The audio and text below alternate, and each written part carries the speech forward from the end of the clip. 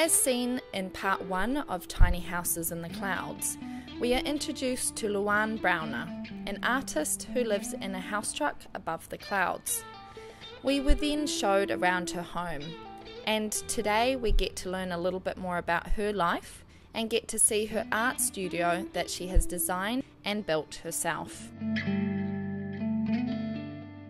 Yes, well, this house in East Germany, that was a big forest villa. I was living there with my family.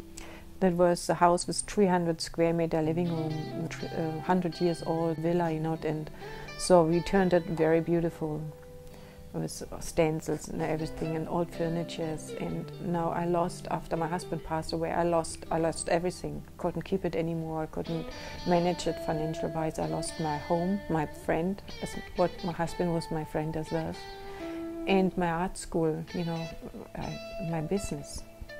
So if I'm happy here, my daughters are happy, my family is happy. But my youngest daughter said last time when I was there, Mom, I don't know how long you want to keep up this lifestyle. It isn't that easy. You're getting older, I have 4 grandchildren already. And I said, well, this keeps me young. I have to chop my firewood here. I run with the chainsaw, and things like this. So I have to do both jobs, the male job and the female job. And now slowly I've got it all back again, I've got my nest, I found my home. Not just a physical home, also my inside home after all what happened now. So yeah, and then I needed a studio. Lots of it I made myself. Like I made the door, I made the whole inside, interior, furnitures, and the deck outside, the porch outside I made myself.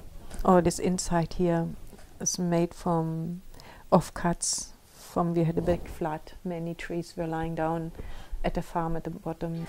And then the next project was having a bath outside, like such a bush bath, what I can have a fire underneath, and sometimes I'm sitting above the clouds in that bath, and the stars above me.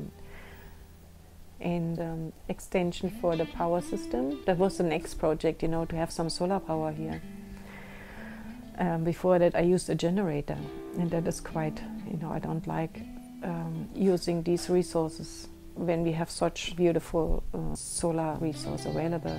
And then the garden, the fence around the studio, I could have a garden again, Living for years without a garden, I love gardening, I love flowers.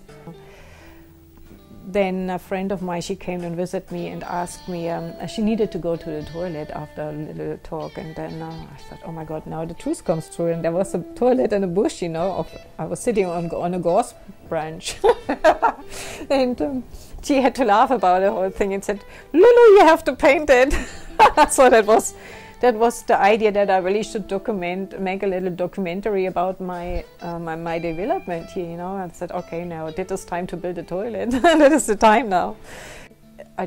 I want to live up here no matter what. That was for me much more important than to have comfort, and I'm not a suburban or a town person. I really wanted to live in the nature, which I could in Germany. The forest house was in the middle in the forest.